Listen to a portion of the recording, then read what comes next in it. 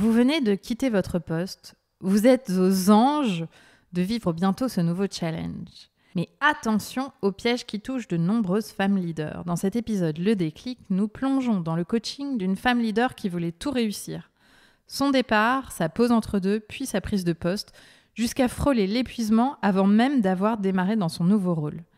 Découvrez comment elle a appris à poser ses limites, à apprivoiser l'entre-deux et à faire sa place sans renier ses valeurs dans son nouveau job. Un récit concret pour toutes celles qui refusent de sacrifier leur bien-être sur l'autel de la performance.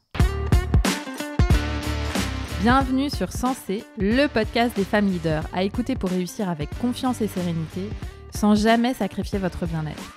Je suis Jenny Chamas, fondatrice de Coach Happy, master coach et mentor. Avec mon équipe, nous accompagnons les femmes leaders dans leur croissance professionnelle, avec comme maître mot sérénité, confiance, hauteur et impact. Vous écoutez l'épisode 34 de Sensé et aujourd'hui, je vous propose un nouvel épisode Le Déclic, une séance de coaching sur comment prendre un nouveau poste sans s'épuiser. Bonjour chers leaders et bienvenue dans Le Déclic, le format immersif du podcast Sensé. Dans ces épisodes, je vous emmène dans les coulisses d'une vraie séance de coaching. On part d'une situation vécue, d'un blocage bien réel et on suit le chemin d'une femme qu'on accompagne, ses pensées, ses émotions, ses prises de conscience et surtout ce moment charnière où quelque chose bascule. Avec ces épisodes, je souhaite vous montrer en quoi le coaching est un véritable espace pour penser autrement, sentir autrement, décider autrement. Et quand on entend une autre femme mettre des mots sur ce qu'on vit parfois, ça fait tilt. On se reconnaît, on comprend quelque chose qu'on n'avait jamais vu sous cet angle-là. Et c'est ça, le fameux déclic. Et si vous êtes curieuse de ce qu'on travaille dans le programme Sensé, c'est aussi un excellent aperçu de notre manière de coacher. Aujourd'hui, je vous propose de faire la rencontre de Delphine. Elle a 45 ans, elle est directrice de projet juridique dans un grand groupe et elle nous rejoint. Et quand elle nous rejoint, elle est pile à un moment de bascule. Elle vient de quitter un poste qu'elle maîtrisait, dans lequel elle avait ses repères, ses habitudes, ses certitudes.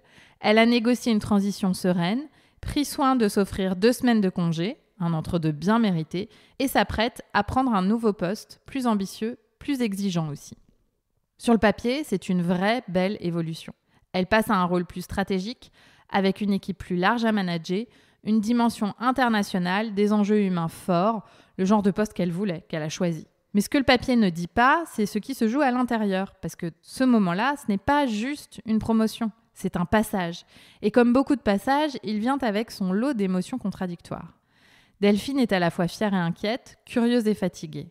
Elle se sent attendue au tournant. Elle a envie de bien faire, un peu trop même. Elle veut que tout soit carré, anticipé, nickel. Alors résultat, elle s'épuise avant même d'avoir commencé. Et c'est là que le coaching entre en jeu. Parce que ce qu'on traverse intérieurement dans ces moments-là est rarement visible de l'extérieur. Sauf que pour Delphine, à l'intérieur, c'est lourd à porter. Dans les semaines qui suivent sa prise de décision, nous l'avons accompagnée dans la réussite de ses objectifs, à savoir finir proprement le poste qu'elle quitte, profiter d'un temps de pause et prendre un nouveau départ dans un rôle plus grand. 3 phases, 3 énergies différentes et un même enjeu. Comment rester alignée, confiante et à sa place quand tout bouge autour de soi. Étape 1, terminer en beauté ou s'épuiser en voulant tout boucler. Quand on commence à travailler avec Delphine, elle est encore dans son ancien poste. Et on sent tout de suite que ce départ, elle veut le réussir. Mais pas juste bien faire les choses, non, elle veut tout boucler, tout transmettre, ne rien laisser au hasard. Ce qui est louable, certes, mais c'est comme si tout reposait sur ses épaules, même après son départ. Elle me dit très vite, je veux qu'on ne puisse rien me reprocher. Je veux qu'ils disent que j'ai tout géré jusqu'au bout. Derrière cette phrase, il y a une pression énorme qu'elle se mette à elle-même. Elle allonge ses journées, enchaîne les réunions de passation, rédige des documents très détaillés, va même jusqu'à organiser les prochaines échéances alors qu'elle ne sera plus là. Son cerveau, lui, fonctionne en boucle. Il lui souffle. Si tu pars et qu'il manque un truc, ce sera de ta faute. Tu passeras pour quelqu'un de négligente. Et puis, tu veux qu'on garde une bonne image de toi, non? Alors ne laisse rien de côté. C'est une mécanique mentale très fréquente dans une phase de transition, surtout quand on veut laisser une trace positive. Le cerveau active toutes les alertes du perfectionnisme. Il veut contrôler, anticiper, faire propre. Mais le prix à payer est souvent invisible au début. Surcharge mentale, fatigue, irritabilité et surtout une perte de discernement sur ce qui est vraiment essentiel. On a donc pris un temps ensemble pour faire pause. Une vraie pause. Et on a posé noir sur blanc 3 colonnes très simples. Ce qui est indispensable, les dossiers urgents, les passations critiques, les infos que personne d'autre n'a. Ce qui est important mais peut être délégué ou traité plus tard, certains suivis de dossiers, des mises en forme, des bilans non urgents. Ce qui peut être laissé tel quel sans culpabilité. Les points de détail, les tâches automatiques qu'on fait notamment par habitude. Et surtout, on a fixé ensemble le moment de fin, le moment où elle ferme son ordinateur, elle dit merci, au revoir et elle coupe. Pas à minuit la veille, pas entre 2 mails le samedi matin. Une vraie fin choisie, assumée. Et ce choix a tout changé. Delphine a décidé de ne pas tout faire, de prioriser ce qui comptait et surtout de ne pas faire reposer sa valeur sur une dernière ligne droite irréprochable. Elle termine son poste la tête haute, oui, mais, et c'est là le point le plus important, sans être à bout. Elle démarre son congé sans cette fatigue chronique, ce stress résiduel qu'on traîne souvent après une période de surmenage.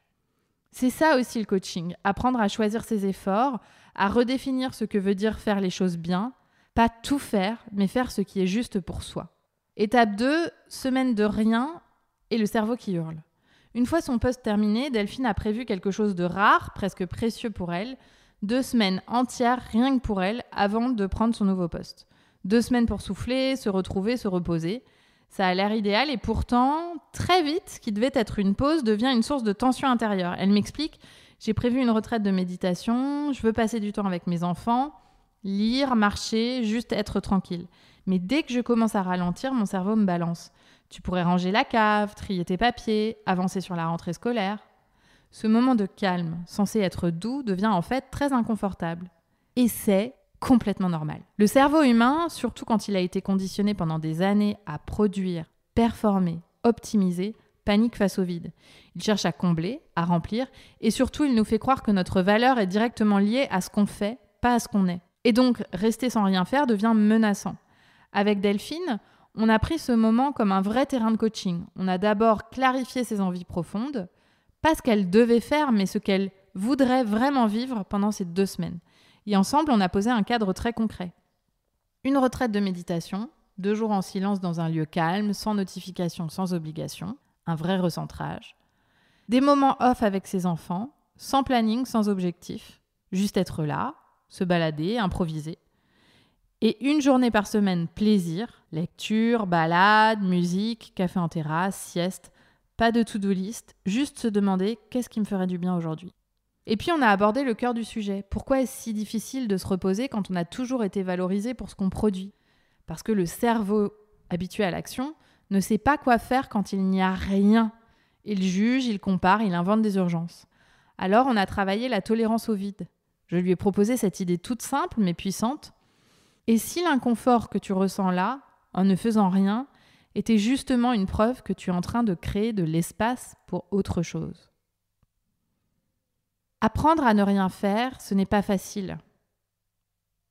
C'est un chemin, c'est une forme d'endurance. Et c'est une compétence clé pour toute femme leader, parce que c'est dans ces moments-là qu'on recharge, qu'on s'écoute et qu'on prépare ce qui vient.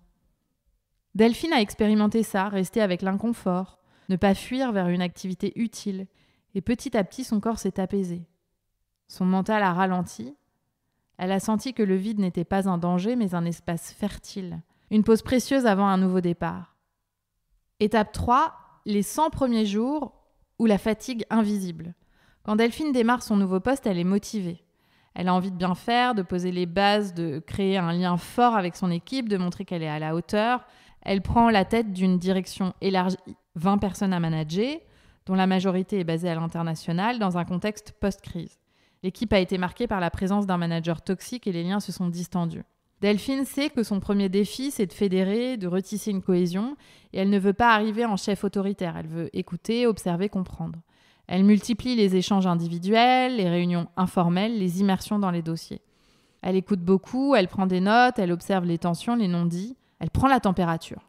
Mais au bout de 2 semaines seulement, elle nous dit en coaching « Je suis épuisée. Je pensais que cette période serait stimulante. J'imaginais que j'allais apprendre plein de choses, rencontrer du monde, découvrir l'entreprise. Mais je suis vidée et je me dis que si je suis déjà comme ça, c'est que je fais mal mon boulot. » Sauf que bien sûr, elle ne fait rien de mal. Elle est simplement en train de vivre ce que le cerveau déteste, une période de transition avec beaucoup d'incertitudes. Quand on prend un nouveau poste, il n'y a pas que le job à intégrer, il y a une nouvelle culture d'entreprise à décrypter, de nouvelles alliances à créer, des signaux à capter, des interlocuteurs à comprendre. Et ça, c'est extrêmement énergivore. Mais comme cette charge n'est pas visible, on n'est pas en train de courir partout, de traiter 1000 urgences, on a tendance à croire qu'elle ne compte pas. Et puis, il y a une autre dimension qui pèse beaucoup, mais qu'on nomme rarement, c'est la solitude du leadership. Delphine le dit très simplement. Avant, j'avais mes collègues, mes repères. Là, je n'ai personne avec qui juste boire un café, dire que c'est dur, que je doute. Ce manque de miroir, d'alter ego avec qui partager les coulisses du quotidien, renforce le sentiment d'être seule à bord. Le coaching, pour elle, est devenu ce lieu-là, un endroit où elle peut tout dire, sans filtre, sans se juger. Et c'est là qu'on a commencé à décomposer ensemble ce qui l'épuise.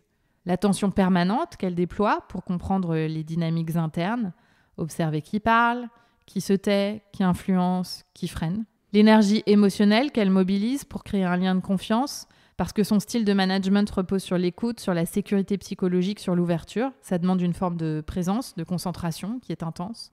La charge mentale du doute, parce que son cerveau n'a de cesse de lui rappeler « tu ne t'imposes pas assez, tu devrais parler davantage, tu vas passer pour une manager molle ». On a ensuite introduit plusieurs outils pour l'aider à reprendre la main. Le premier outil, c'était cartographier sa fatigue. Chaque soir, elle a noté ce qu'il avait épuisé dans la journée. Est-ce que c'est le nombre d'infos nouvelles, l'attention d'un échange, la concentration pour comprendre une problématique complexe ? Ce simple exercice lui a permis de voir que sa fatigue avait du sens, que ce n'était pas un bug, mais le signe qu'elle absorbait une quantité énorme de nouveautés. Deuxième outil, poser une limite à l'énergie émotionnelle. On a identifié que certaines réunions, notamment les échanges individuels avec les collaborateurs en difficulté, lui coûtaient beaucoup. Elle a donc décidé de ne pas en enchaîner plus de 2 par jour. Ça peut paraître peu, mais c'est le seul moyen de rester présente, lucide et d'éviter le trop-plein. Parce que oui, l'écoute active, l'empathie, le fait de contenir les émotions des autres, c'est une compétence et ça consomme de l'énergie. Troisième outil, valider sa posture. Son cerveau lui répétait qu'elle ne prenait pas assez la parole, qu'elle devait s'imposer davantage. Mais en réalité, sa posture d'écoute active était exactement ce dont son équipe avait besoin. Dans un contexte de recomposition où la méfiance était forte, elle apportait de l'apaisement et de la sécurité. Et plus elle s'autorisait à suivre son style de management, plus les retours étaient bons. Les collaborateurs disaient « Ah, on sent qu'on peut parler avec toi ».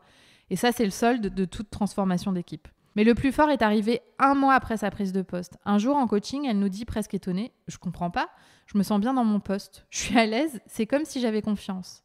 Et ça l'inquiète. Elle doute de cette confiance naissante parce que son cerveau, depuis des années, a été entraîné à repérer ce qui ne va pas, à anticiper les critiques, à se préparer à l'échec. Et là, il n'a plus rien à dire. On a nommé ça ensemble le syndrome du cerveau en manque de danger. Quand tout va bien, il cherche une alerte, il panique parce qu'il ne panique pas. Et c'est là que Delphine a compris quelque chose de majeur. La voix tyrannique dans sa tête, ce n'est pas la vérité, c'est une vieille habitude, une stratégie de protection. Et elle peut s'en détacher. Ce jour-là, elle a pu dire « Je me sens confiante, pas parce que tout est parfait, mais parce que je sais que je peux faire face et que je ne suis pas seule. » C'est ça le vrai déclic. Pas une transformation spectaculaire, mais une bascule intérieure où on commence à faire confiance à qui on est plus qu'à ce qu'on fait. Et c'est là que le coaching prend tout son sens parce qu'il permet d'aller creuser, de faire de la place aux vraies questions et de construire petit à petit une posture plus solide, plus douce, plus juste. Mes chers leaders, je vois 3 piliers à retenir de ce coaching. 1. Prioriser et poser des limites. Vouloir tout finir parfaitement avant de quitter un poste est une tentation très répandue, surtout chez les femmes qui ont été éduquées à faire les choses bien jusqu'au bout. Mais c'est aussi une source énorme de stress inutile. Le coaching a permis à Delphine d'identifier ce qui méritait vraiment son énergie et ce qu'elle pouvait lâcher. Poser une limite claire, c'est d'envoyer un signal à son cerveau « Je choisis ce qui compte, je n'ai pas besoin d'être partout ».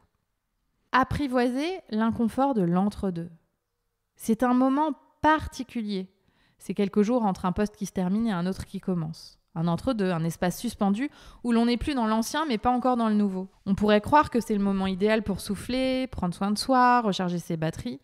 Mais dans la réalité, c'est souvent très inconfortable parce qu'on a l'habitude d'être dans l'action, de faire, de cocher des cases. Et là, tout d'un coup, il n'y a rien à produire. Et notre cerveau panique. Comme Delphine, je vous invite à explorer l'idée que cet entre-deux n'a pas à être rentabilisé, qu'il peut être juste vécu. Vous verrez, ça demande de déconstruire pas mal d'injonctions. C'est un entraînement précieux pour la suite, parce qu'on ne peut pas toujours enchaîner à fond sans jamais s'arrêter, parce que les transitions, les pauses, les respirations font aussi partie du chemin.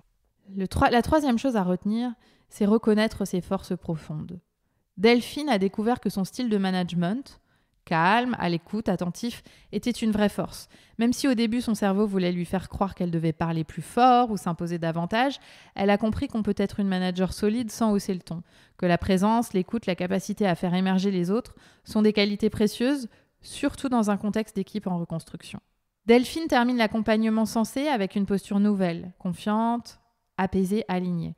Elle ne cherche plus à tout contrôler, elle n'attend plus la validation extérieure, elle avance avec ce qu'elle est et ça suffit. Et si vous êtes dans une transition, si votre cerveau vous pousse à douter, à en faire trop, à tout anticiper, rappelez-vous ceci, vous n'êtes pas seul. Vous avez le droit de ralentir, vous avez le droit de respirer et surtout, vous avez le droit de faire confiance à celle que vous êtes, même quand tout change autour de vous. Merci pour votre écoute. N'oubliez pas d'en parler autour de vous et de laisser 5 étoiles sur votre plateforme d'écoute si l'épisode vous a plu. Rendez-vous sur notre site jennychamas.com pour en savoir plus sur nos accompagnements et activités ou sur Instagram et LinkedIn pour discuter. Et rendez-vous la semaine prochaine pour un épisode sur le phénomène de la critique intérieure.